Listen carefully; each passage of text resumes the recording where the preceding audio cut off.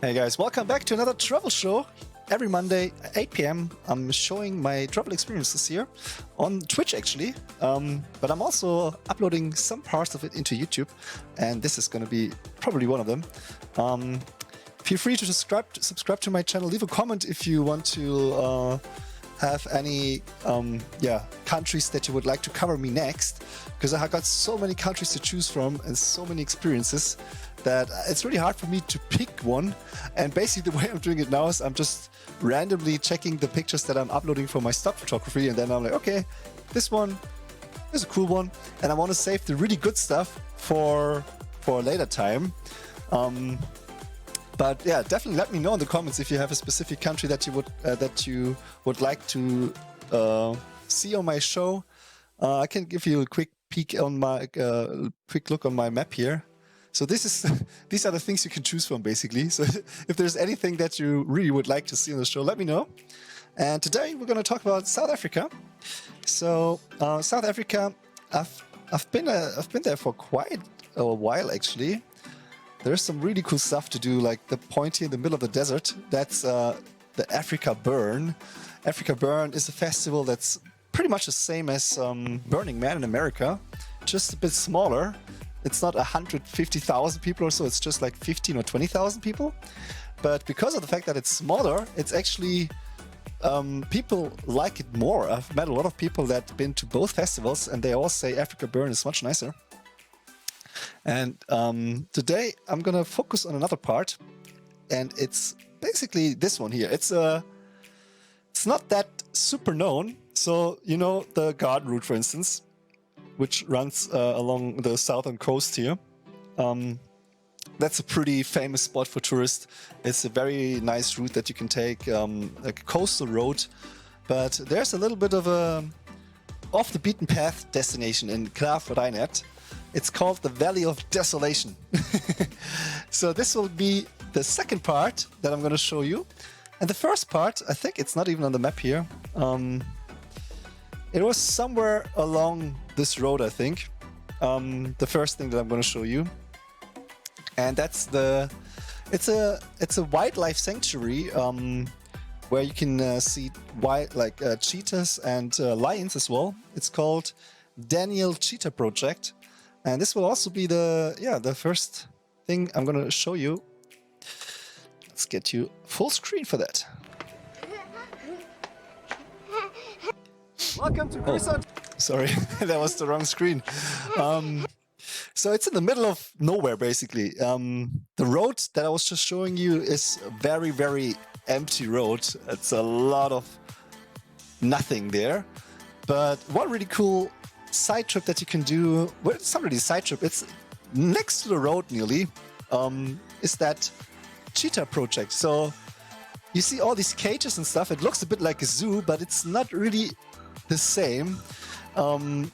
They're doing this to basically help the cheetah and the lion population. They're taking care of maybe there's like a cheetah that was ill as a kid, and they're basically treating it and making sure it gets healthy again.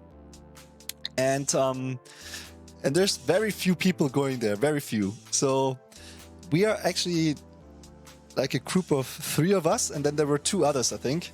And they don't see a lot of visitors each day. So, because I personally don't like zoos so much, where the animals are being portrayed in front of like lots of people and they're not treated well. You know, they're getting taken out of their natural habitat and put into a situation that they don't want to be in.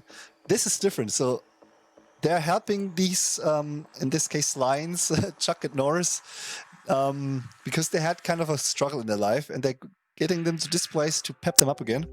So that's kind of the backstory about this place.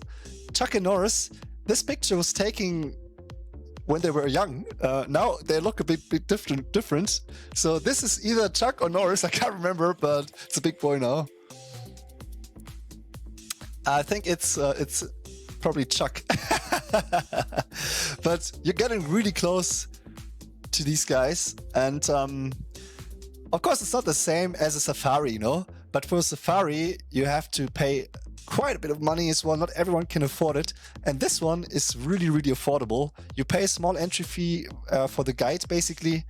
And then, yeah, it's not much more than, I don't know, maybe 10 euros or so. So for a safari, we would have to pay at least 400 or 500 euros, depending on where you go. And then you have to drive for hours and be lucky to see them in the wild, which is, of course, even better.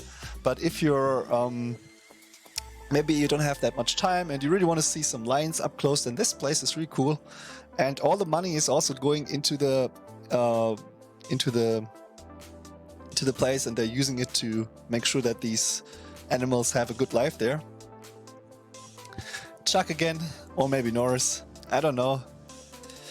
I really like this picture. It's actually, the sky looks so white, but for this picture, because it was overcast, the clouds, but for this picture it's actually really cool, because the contrast is nice. I like this one as well. Him in the cage. It looks really scary, actually, if you look at his face here. But, you know, he's doing good. And you can see there's like not much in the background. I think the hut over here, that's probably just some local people, but it's in the middle of nowhere, pretty much. Have you guys been to close to lions before? Like this? Yeah, they yawn all the time because, you know, with the lions. So the male lions, so this is the male lion, they're really lazy, right? Because the female lions, those are the ones that have to get the food. They're going on the hunt in the wilderness, at least. The female ones are the ones that are making sure they get food and they hunt, and the male ones are just lying around sleeping, I think. I'm obviously not a lion expert, but yeah, you see them yawning quite a bit. And they also have cheetahs. As the name suggests, it's called Daniel Cheetah Project. By the way, that was April 2016. So they have cheetah cubs. They have a bunch of cheetahs. This one is a cub. And yeah, every one of them has like a story behind them, you know. And now they're giving them some kind of milk or something. I don't know exactly what they're doing with them. But this one is actually one where you can go up close. So we're in the same area as him now, and not in, you know, there's no cage in between us anymore. And they told us that we have to see how he's doing, basically. If he has a good day, we can get closer to him.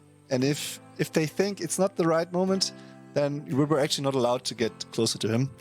And in that situation, we were actually not allowed to get too close to him. So this is the closest we were allowed to go to him. Or her. Could be a her as well. And yeah, the road continues. You can see it's very, very vast. A lot of nothing. I like kind of areas like that where you have, you know, you don't see a single house at all anywhere. And this is going up northeast now towards Graaff-Reinet, where the Valley of Desolation is. Oh, wait, there's another video. Let's check that out. Okay, that's just me next to the cheetah. Back to the road. I think it's about 250 miles or something like that to get to the next place. A long and lonely road. Yep. We're actually stopping there because this part of the road was really, really nice for pictures. Here's some kind of truck, but it's just one straight line. And you see these little bumps. It's really nice to speed up a bit there and then get this kind of feeling in your stomach.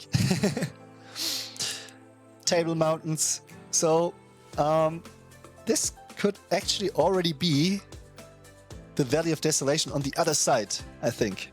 Because that mountain on the right side, we're going to see again. And I like this shot. I actually stopped the car there. I was driving myself. And I stopped here because I really like the windmill as a motive. This is how a traffic stop looks like in Afrikaans, which is based on, it's basically Dutch. Please be patient. Of course, it's also translated in English.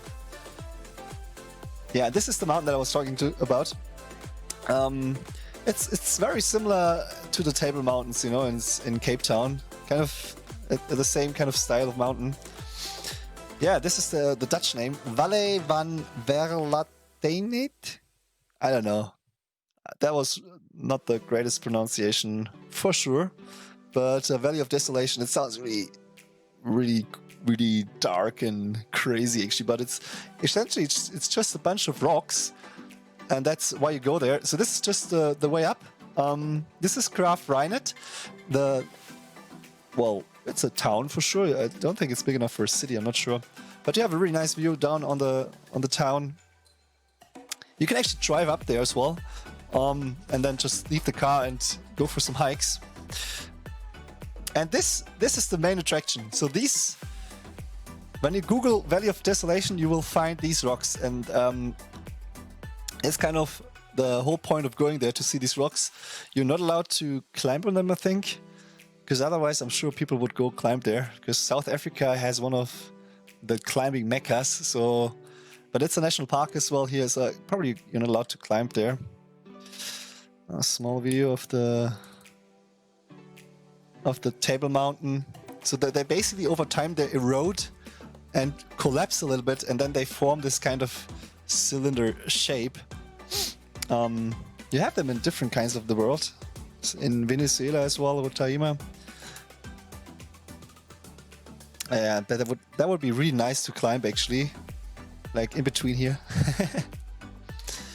It looks like a castle, yeah. And this is the you can see it in the background, so you can actually have both attractions on one picture. But this is a panorama picture. I like to take panoramas. I take quite a lot of them. And this, like, you can see the others here sitting on the edge. So this is where you take the famous picture from, but you can walk around a little bit as well and find some different angles. Me being happy that we made it for the sunset, because it was a race against the sunset. I have that so many times that I want to get somewhere, and I know the sun is soon setting and I have to hurry up, because you get these really nice colors during the sunset, obviously. It's just the best time of the day, the golden hour, the hour before sunset. And yeah, it's a place that I'm not sure about any numbers, but not many people go there for sure.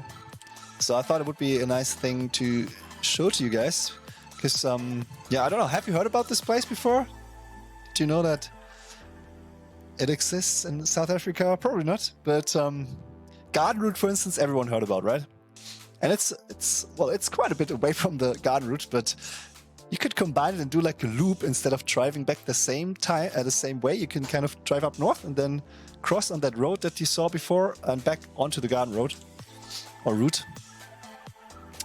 Yeah, and in the end I have a video. I'm not sure what I was saying there. Looking for a very specific spot, and actually, yeah, it's in Cape Town near Old Bay. And it's a toll route, and we didn't go on the toll route, so that's why we missed that spot with the nice cliffs. And I thought it would be somewhere along the Garden Route. And I wanted to do the video there, and now I found out that we passed it, and we're all the way on the other end now.